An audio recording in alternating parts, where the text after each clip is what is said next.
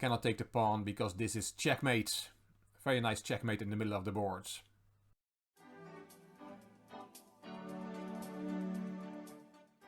Hello chess fans, this is Rick from Chess to Impress with number 131 in the series Viewers Games. It is the turn of Xandi from New Zealand. Hi Rick, my name is Xandi and attached is a game I played at my local chess club in Wellington, New Zealand. I'm an amateur chess player rated roughly 1200 for New Zealand's chess ratings and my opponent, who was white, is rated around 1550. I was new to chess at club level at that point and this was my first local rated game. It was a classical time control. One day I hope to visit Azerbaijan and play chess there. This game was played quite late at night and finished around 11 PM. When he won my minor piece I was about to resign, but I was surprised with the response, says Xandi. Let's have a look at this game. He said he was black in this game, so let's look at the game from the black side. And Xandi's opponent opened with the e-pawn. And Xandi played the Sicilian. c3.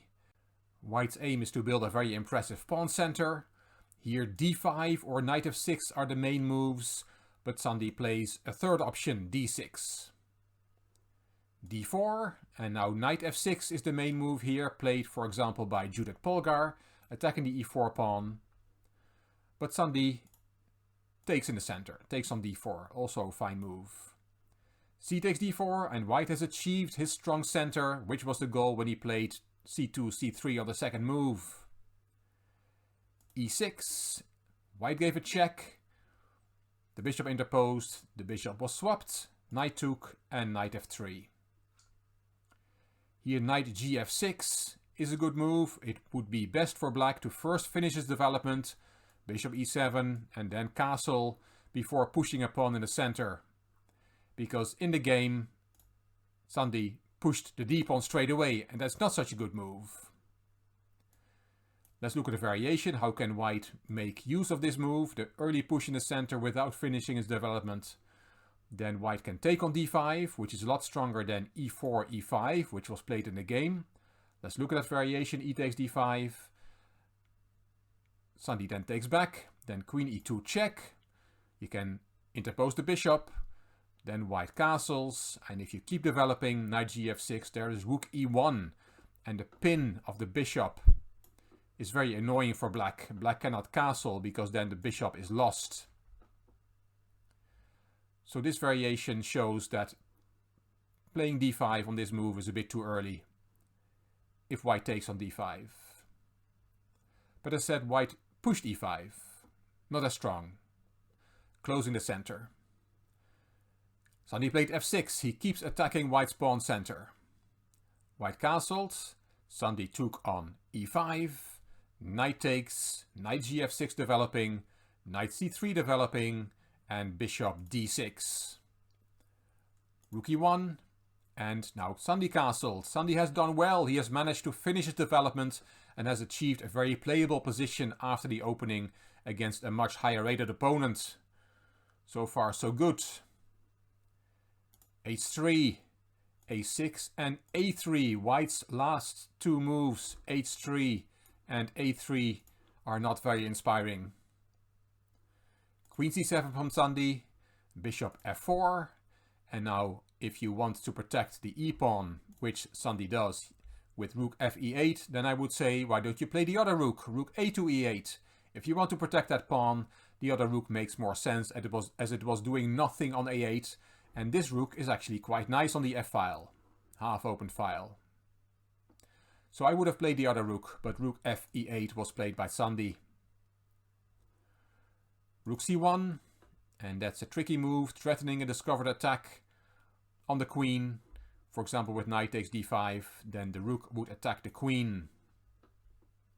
So it makes sense to take the queen away from the vis-a-vis with the rook on c1. Queen d8 is the best square for that queen.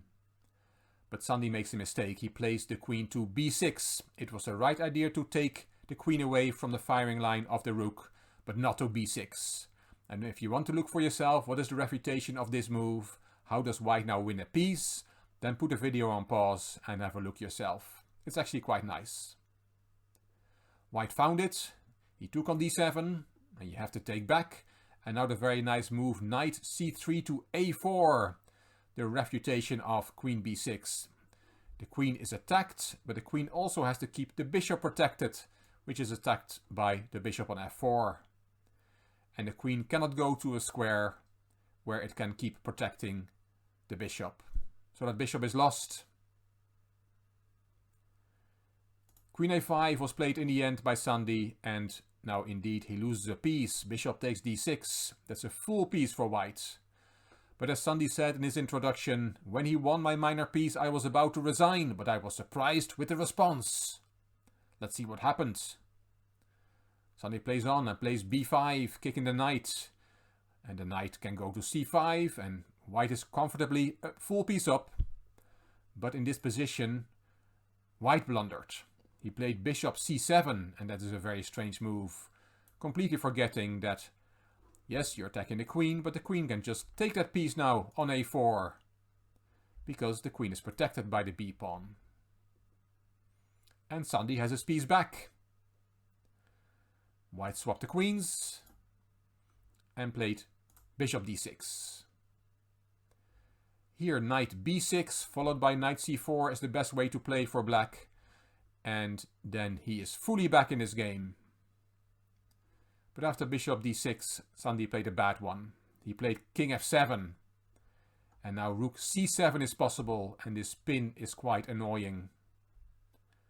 You have to protect the knight, rook a d8, and then rook e to c1. And it's clear that white is in the driving seat again.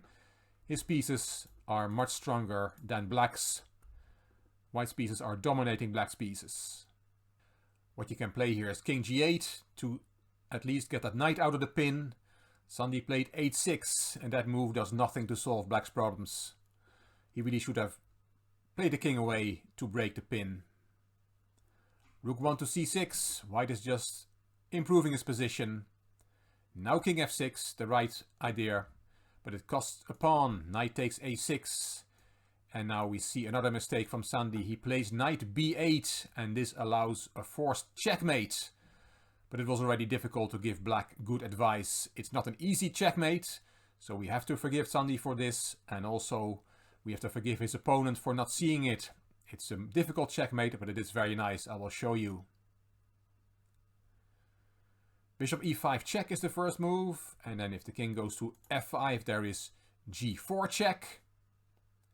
If now the king goes to g5, there is rook takes g7 check, king h4 only move, and king g2, a very nice quiet move to prepare bishop g3 checkmate. And there's no defense. Black can take white's rook, but bishop g3 is checkmate. A very nice checkmate, but as I said, not so easy to find. Let's look again. There's another variation. Bishop e5 check is the first move. King f5, g4 check. And we can also go to e4, trying to flee into open space. But it won't work. White will shut the door with rook c3. And there is no defense against either rook e3 checkmate or f3 checkmate. Again, let's take that rook. And then we see those checkmate moves on the board. Very nice. All this after knight b8, the move played by Sandy. White did not see it, and white saw that his rook was attacked, so he played rook b6. And now Sandy plays a move that we have to be a bit more harsh on. Rook d7 is a bad move. It drops more material. It's clear that Sandy has some work to do on his tactics. Again, if you want to look for yourself, put the video on pause. How does white win a piece? It's not very difficult. Rook takes b8 is the move, and it was found by white, removing the defender of the rook on d7, and this just wins a piece. Rook takes b8 and rook takes d7. Rook takes b2, trying to get some counterplay there. If he can get rid of this pawn, then maybe black's a pawn will become dangerous, but he won't be able to take that pawn on a3. Bishop e5 check, king f5, rook takes g7, rook a2 attacking that a3 pawn, but white just simply defends it. Bishop d6 protecting the a pawn, not allowing Sandy any counterplay with his own a pawn. Instead of bishop d6, white could have played a very cool move f2, f3, threatening a checkmate with g2, g4. You cannot take the pawn because this is checkmate. Very nice checkmate in the middle of the board. But as said, bishop d6, simply protecting the pawn, was played by white, and that's good enough.